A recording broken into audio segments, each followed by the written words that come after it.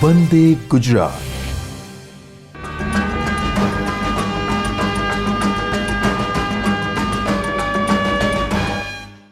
नमस्कार दोस्तों, स्वागत है आज के इस कार्यक्रम में। आज का विषय है sports nutrition, various aspects and career opportunities. आज हमारे साथ चर्चा में मौजूद हैं sports nutritionist from Swarnim Gujarat sports university, doctor Nishita Bakshi. Madam, स्वागत है आपका इस चर्चा में। मित्रों, पिछले कार्यक्रम में हमने चर्चा की थी न्यूट्रिशन क्या है, कौन कौन से ऐसे फूड्स हैं जिनसे आपको कैल्शियम, विटामिन, प्रोटीन, मैग्नीशियम, हर एक तरीके के मिनरल्स मिल सकते हैं, कितना पानी पिए, ये सारी चीज़ें आपके बॉडी के लिए कितनी ज़रूरत है, कितने अहम है। आज हम खास तौर पे बात करेंगे खिलाड़ियों के लिए पोषण के बारे में। स्पोर्ट्स न्यूट्रिशन यानी एथलीट्स के लिए किन प्रकार की न्यूट्रिशियस डाइट्स की ज़रूरत है। स्पोर्ट्स न्यूट्रिशन आज के टाइम में एक प्रोफेशनल स्टडीज़ के रूप में उभर रहा है। दोस्तों, आपको ये जानने की ज़रूरत है कि स्पोर्ट्स न्यूट्रिशन में कौन कौन से करियर अपॉर्चुनिटीज़ हैं, कौन कौन से जगह है जहाँ से आप स्पोर्ट्स न्यूट्रिशन से संबंधित कोर्सेज कर सकते हैं, और इन कोर्सेज को करने के बाद आगे कौन कौन से जॉब की अपॉर्चुनिटीज़ आपके लिए अवेलेबल हैं। तो इन सारे मुद्दों पे आज हमारे एक्सपर्ट से, डॉक्टर निशिता से हम बात करेंगे और जानेंगे स्पोर्ट्स न्यूट्रिशन के बारे में डिटेल से, विस्तार रूप से। तो निशिता जी, स्पोर्ट्स न्यूट्रिशन का क्या मतलब है? पहले तो इस कॉन्सेप्ट से हम क्या समझें, स्पोर्ट्स न्यूट्रिशन आखिर क्या है? What is sports nutrition? जी, बिल्कुल ठीक कहा आपने कि स्पोर्ट्स न्यूट्रिशन जो है उसकी बहुत ज़्यादा अभी अहमियत है। तो जैसे कि जो रमतवीर है तो उसके लिए स्पोर्ट्स में खास करके हर एक प्रकार के न्यूट्रिएंट्स की एक स्पेसिफिक रिक्वायरमेंट रहती है। निशिता जी, एक और मैं आपसे रिक्वेस्ट करूंगी, क्योंकि हमारे ज़्यादातर दर्शक गुजराती हैं, गुजरात से हैं, तो भले मैं सवाल आपसे हिंदी में पूछूं तो हम ये मिक्स रखें और ज़्यादातर हम कोशिश करें गुजराती में कि आप इन उत्तर दें। जी, तो ખાસ કરીને આપણે એ જોઈએ કે સ્પોર્ટ્સ ન્યુટ્રિશનનું એક ચોક્કસ મહત્ત્વ છે।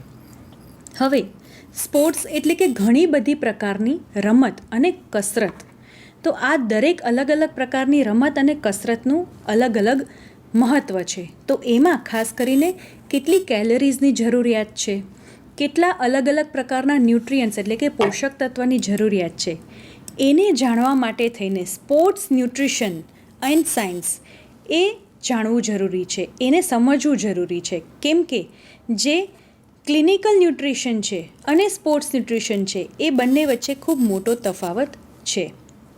સ્પોર્ટ્સ ન્યુટ્રિશનની અંદર અલગ અલગ રમતવીર માટે થઈને અલગ અલગ કેલરીઝની જરૂરિયાત જણાય છે। આપણે આગળ જોયું એ પ્રમાણે કે રમતવીરને મહત્તમમાં મહત્તમ 4000થી 5000 કિલો કેલરી શક્તિ આપી શકાય છે, પણ એમાં પણ એક જોઈએ તો કયા કયા પોષક તત્વ છે કે જેની જરૂરિયાત એથ્લેટ્સ એટલે કે સ્પોર્ટ્સ પર્સન રમતવીરને હોય છે। તો પેલું છે શક્તિ, ફેટ એટલે કે ચરબી, પ્રોટીન, કાર્બોહાઈડ્રેટ, વિટામિન્સ, મિનરલ્સ ખનિજ તત્વ અને વોટર એટલે કે પાણી। તો શક્તિની જરૂરિયાત રમત પ્રમાણે અલગ અલગ હોઈ શકે છે। કોઈ રમતવીર છે તો એને 4000થી 5000 કિલો કેલરીની જરૂરિયાત છે, પણ એની તાસીર, એના રમતનો પ્રકાર, કેવા પ્રકારની કસરત કરે છે, એ દરેક વસ્તુને ધ્યાનમાં રાખીને એ પ્રમાણે કેલરીઝ, પ્રોટીન, કાર્બોહાઈડ્રેટ અને ચરબી, ત્યારબાદ જે અલગ અલ્પ માત્રામાં લેવાતા પોષક તત્વો છે એને ઉપર ધ્યાન આપી શકાય છે। प्रोटीन फूड्स की खासा महत्व है स्पोर्ट्स में, क्योंकि protein is the building block of body, ऐसा हम पढ़ते आए हैं, like our DNA has made up of protein. Yes, तो जैसे हमारे बॉडी में वेयर एंड टीयर भी हो जाता है, स्पोर्ट्स पर्सन को बहुत वेयर एंड टीयर होता है, वो गिरते हैं, तो उसके लिए प्रोटीन की बहुत आवश्यकता है, बहुत आवश्यकता। और खास કરીને એમ જોઈએ કે જે શાકાહારી સ્પોર્ટ્સ એટલે કે રમતવીર જે છે એ ટોટલ શાકાહારી છે, તો એના માટે પ્રોટીનની પૂર્તિ કરવી ખૂબ જ અગત્યની છે। જેમ કે પ્રોટીનની પૂર્તિ માટે થઈને કઠોળ છે, દાળ છે, અલગ અલગ પ્રકારના તેલીબિયા છે જેને નટ્સ કહેવાય છે, તો એનું ખાસ કરીને આપણે રિક્વાયરમેન્ટ જોવી જોઈએ. જેમાં 45 ગ્રામના માત્રામાં કોઈ પણ નટ્સ એટલે કે તેલીબિયા લેવામાં આવે તો બાકીની બધી જ પ્રોટીનની જરૂરિયાત દાળ અને કઠોળમાંથી પૂરી કરી શકાય છે. આ રીતે શાકાહારી જે રમતવીર છે એના માટે ખૂબ અગત્યનું છે કે પ્રોટીનની પૂર્તિ થવી જોઈએ. કેમ કે જો પ્રોટીનની પૂર્તિ ન થાય તો જેમ આપણે જોયું એમ વેર એન્ડ ટેર પ્રોસેસ એટલે કે બનવું અને તૂટવાની પ્રોસેસ ખૂબ જ થતી જોવા મળે છે. આથી એને રોકવા માટે થઈને પ્રોટીનની પૂર્તિ થવી અને આવશ્યક રીતે પૂર્તિ થવી ખૂબ જ જરૂરી છે. અને જો રમતવીર માંસાહાર લે છે તો એના માટે કોઈ પ્રોટીનનો અવકાશ નહીં. ખાસ કરીને પ્રોટીનમાં એગ્સ છે, ચિકન છે, ફિશ છે, મીટ છે અને બીજા દરિયાઈ ખાદ્યો જો લેતા હોય તો એ પણ લેવા આવશ્યક છે, જેથી કરીને અલગ અલગ દરેક પોષક તત્વોની એમાંથી પૂર્તિ થઈ શકે છે. मैडम ये हम बहुत ज़्यादा ये वाटर लॉस होता है जो एथलीट्स होते हैं, जो स्पोर्ट्स पर्सन होते हैं, they run, they jump, they are involve in any sports. जब बहुत ज़्यादा एक्टिविटी होती है तो वाटर लॉस होता है, डिहाइड्रेटेड हो जाते हैं. सो वाटर की कितनी अहमियत है, स्पोर्ट्स ड्रिंक की कितनी अहमियत है, कौन कौन से ऐसे ड्रिंक्स हैं जो स्पोर्ट्स पर्सन्स ले सकते हैं, या नॉर्मल जैसे बच्चे हैं वो खेलते हैं तो वो ऐसे कौन से ड्रिंक्स हैं जो वो पीते रहें तो उनको एनर्जी भी मिले और डिहाइड्रेशन भी ना हो. हम इसके बारे में थोड़ा आपसे. જી જરૂર. તો એવું છે કે ખાસ કરીને જ્યારે પાણી છે એનું સમતોલન શરીરની અંદર જ્યારે જળવાઈ રહે એ માટે કસરત અથવા તો રમતની પહેલાં પાણી પીવું જોઈએ. કસરત વખતે પણ થોડી વારે 10-15 મિનિટના ગાળામાં પણ પાણી પીવું જોઈએ અને ત્યારબાદ કસરત કે રમત પૂરી થાય પછી પણ પાણીનું સંતુલન શરીરમાં જળવાઈ રહે એ માટે પણ પાણી પીવું જરૂરી છે. ખાસ કરીને ખાંડ અને મીઠાયુક્ત જે દ્રાવણ બને છે એવા પ્રકારનું એનર્જી ડ્રિંક જે લઈ શકાય તો એમાં લીંબુ પાણી પણ લઈ શકાય છે. બીજા જે કોઈ પણ સ્પોર્ટ્સ ડ્રિંક તૈયાર મળે છે એ પણ લઈ શકાય છે, કારણ કે એમાં ઇલેક્ટ્રોલાઇટની પ્રોપર માત્રા જળવાઈ રહી હોવાથી શરીરમાં લેવાથી શરીરનું પણ ઇલેક્ટ્રોલાઇટ બેલેન્સ જળવાઈ રહે છે. આ માટે કસરતની પહેલાં, રમતની પહેલાં અથવા તો તે વખતે અને ત્યારબાદ ત્રણેય ગાળા એટલા મહત્ત્વના છે કે એ ત્રણેય ફેઝની અંદર પાણીનું સમતોલન અથવા તો એનર્જીનું સમતોલન જળવાઈ રહે એના માટે ઇલેક્ટ્રોલાઇટ બેલેન્સ જાળવવા એનર્જી ડ્રિંક્સ લેવા ખૂબ જ જરૂરી છે. मैडम डिहाइड्रेशन जब हो जाता है तो ऐसे कौन से सिम्टम्स हैं जिससे ये पता चले कि ये डिहाइड्रेटेड हो गया है, वो बच्चा हो, स्पोर्ट्स एथलीट हो, तो वो डिहाइड्रेशन के सिम्टम्स क्या हो सकते हैं? How do we know that a person is dehydrated? Okay. Dehydration એટલે કે શરીરમાં પાણી ખૂટી જવું અથવા તો ઇલેક્ટ્રોલાઇટ ઇમ્બેલેન્સ થવું. તો એમાં સિમ્ટમ્સ એટલે કે એના ચિહ્નો શું જોઈ શકાય તો કે ખાસ કરીને માથું દુખવા માંડે, ખૂબ જ દુખાવો થાય, ચક્કર આવવા માંડે, શરીરનું બેલેન્સ ખોરવાઈ જાય, શરીર બેલેન્સ ન જાળવી શકે, બોલવામાં ખૂબ જ તકલીફ પડે, લોચા વળે, ઉબકા થવા, ઉલટી થવી, મસલ્સની અંદર ખૂબ ખેંચાણ અનુભવવી અથવા તો ખૂબ સુસ્તી અનુભવવી અથવા તો એમ લાગે કે શરીરમાં શક્તિની ખામી થઈ ગઈ છે અથવા તો સ્ટેમિના જે છે, પાવર જે છે એ એકદમ ખૂટી ગયો છે, ઘટી ગયો છે અને ખાસ કરીને જે મસલ્સનો જે સ્ટ્રેન્થ છે એ ખૂટી ગયું છે. જ્યારે આવા પ્રકારના ચિહ્નો વર્તાવા માંડે એકસાથે ઉપરી ત્યારે સમજવું કે સ્પોર્ટ્સ પર્સન, રમતવીર અથવા તો એથ્લેટ્સને ડિહાઇડ્રેશન થઈ ગયું છે. એવા વખતે તાત્કાલિક ધોરણે મીઠા અને ખાંડનું સાંદ્ર દ્રાવણયુક્ત પાણી આપવું ખૂબ જ જરૂરી છે, જેથી ડિહાઇડ્રેશનની તકલીફ તાત્કાલિક ધોરણે दूर કરી શકાય છે. एक और महत्वपूर्ण सवाल, जैसे हम जिम में वर्कआउट करते हैं या घर पे ही वर्कआउट करते हैं, दौड़ लगा के आते हैं सुबह, तो उससे पहले क्या खाना चाहिए या कुछ खाना भी चाहिए या नहीं, और उसके बाद क्या खाना चाहिए? What to eat after workout and what to eat before workout. Even जो स्पोर्ट्स में हैं तो वो किस तरीके के खान पान के तरफ रुझान रखें वर्कआउट के बाद, इस पे थोड़ा मैडम प्रकाश डालें. જેમ કે દોડવીર છે તો એને દોડની પહેલાં ખોરાક લેવો હોય તો પણ નથી લઈ શકાતો, કારણ કે એને દોડ લગાવવાની છે. એટલા માટે 100 કિલો કેલરીથી પણ ઘણી વખત ઓછો ખોરાક લેવાય એવું પણ બને. પણ ખોરાક લેતી વખતે અલગ અલગ પ્રકારની રમતને ધ્યાનમાં રાખીને દરેક રમતવીરે એ જોવું જોઈએ કે રમતની અડધી કલાક પહેલાં પણ એણે વ્યવસ્થિત ખોરાક લેવો જોઈએ. ખાસ કરીને પર કેજી બોડી વેઇટ દીઠ જો અગર પાણી ખૂટી રહ્યું છે તો 2 થી 3 કપ જેટલું પાણી લેવું જોઈએ અથવા તો 2 થી 3 ગ્લાસ જેટલું. બીજું કે વધુ માત્રામાં કાર્બોહાઈડ્રેટ અને સાથે થોડું પ્રોટીનનો ઉમેરો થાય એવા પ્રકારની કોઈ ખાદ્ય વસ્તુ લેવી જોઈએ, જેમ કે દાળ ભાત છે અથવા તો વેજીટેબલ સેન્ડવિચ છે.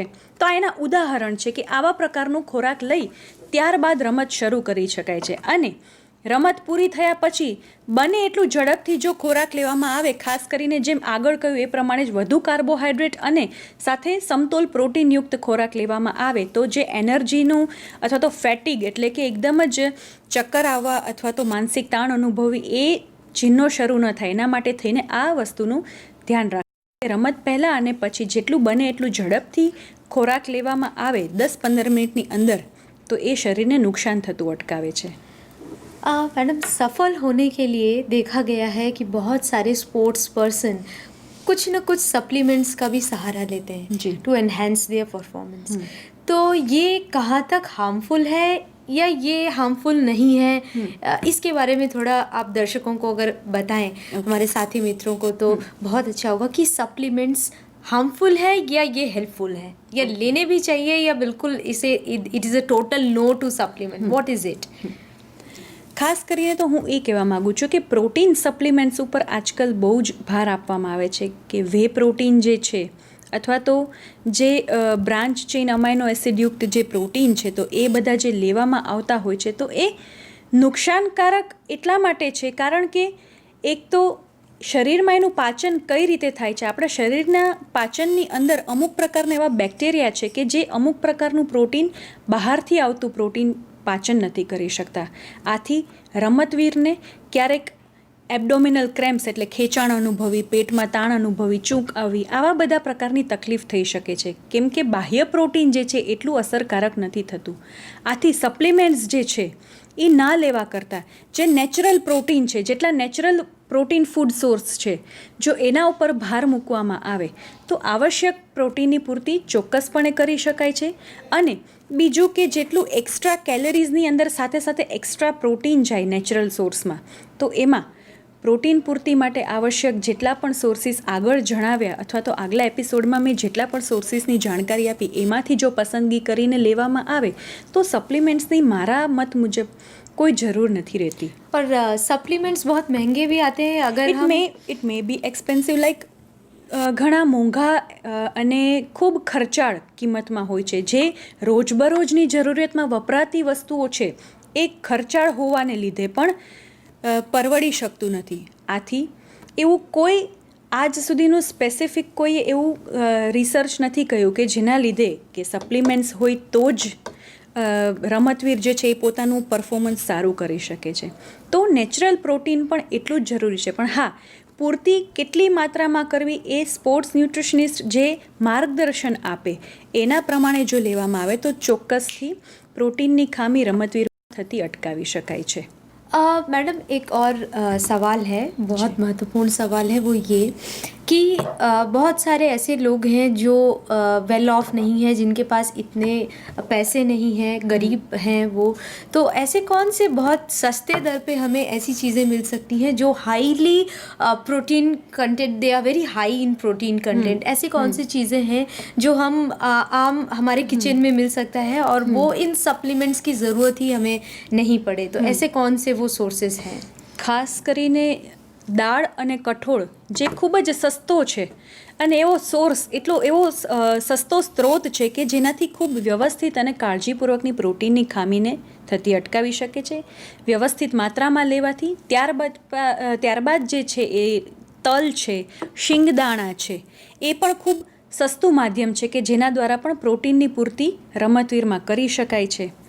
અને અનાજ તથા ધાન્યોની સાથે આ બધા જ પ્રકારના સ્ત્રોતને લેવાથી ખૂબ પરવડી પણ શકે છે, સસ્તું પણ છે અને સાથે સાથે જે રમતવીરને પોતાની પ્રોટીનની ક્ષમતા, પ્રોટીનની જે જરૂરિયાત છે એ પૂર્તિ કરવી છે તો એ પૂર્ણ શાકાહારીપણે આ સોર્સિસ એટલે કે આ સ્ત્રોતના માધ્યમ દ્વારા પૂરી કરી શકે છે. मैम हम आपसे ये जानना चाहेंगे कि स्पोर्ट्स न्यूट्रिशन के कौन कौन से आयाम हैं, what are the various aspects of sports nutrition. आप खुद स्पोर्ट्स न्यूट्रिशनिस्ट हैं, तो कैसे क्या स्टेप्स हो सकते हैं और किन किन चीज़ों को अगर रुचि हो हमारी तो हम स्पोर्ट्स न्यूट्रिशनिस्ट बनने की आशा रख सकते हैं या हम उसकी ख्वाहिश रख सकते हैं। जैसे कोई अगर साइंस में अच्छा होता है तो वो कहते हैं कि अच्छा ठीक है चलो तो आप इंजीनियर बन जाइए या आप डॉक्टर बन जाइए। कोई अगर खेल में अच्छा है तो उसको कहते हैं आप स्पोर्ट्स पर्सन बन जाइए। कोई सिंगर अच्छा गाता है तो सिंगर। तो ऐसी क्या चीज़ें हैं कि हमें जिसमें रुचि हो तो हम समझ सकते हैं कि हम स्पोर्ट्स न्यूट्रिशनिस्ट बन सकते हैं। पहला सवाल तो ये, और साथ ही साथ स्पोर्ट्स न्यूट्रिशनिस्ट के क्या क्या सीढ़ी, कैसे कैसे हम आगे बढ़ेंगे, पहला क्या कोर्स करेंगे फिर कैसा, वो आप थोड़ा अगर हमारे मित्रों को बताएं तो।